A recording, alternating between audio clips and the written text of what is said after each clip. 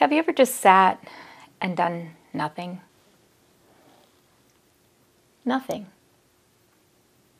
Just nothing. Sounds bizarre, doesn't it? People often ask me, what do I do with the child with ADHD? What do I do with the child who has trauma? What do I do with the child who just can't seem to focus? Well, sometimes you can just teach them how to do nothing. In this fast and furious communication world, a lot of our kids and a lot of our adults don't know how to just sit and do nothing. Like for 5 minutes, just sit and just calm your brain. Just daydream, just wander.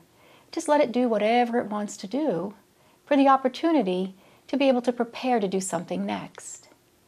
In transition, we should really start to think about how often we ask kids to go from one thing to another, and we ask them to do it very quickly.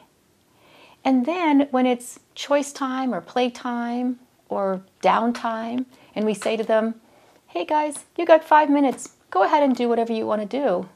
How many times do they come to you and say, what's my choices? What should I do? What do you want to do? Give me some ideas.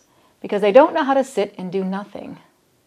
Well, in this age of adult coloring books, we should probably think about that a little more. Is allowing our kids to transition by teaching them how to just sit and do nothing.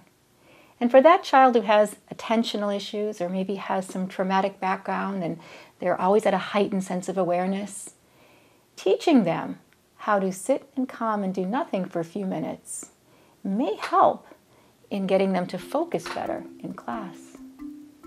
Thanks for watching, and I hope you found this video helpful.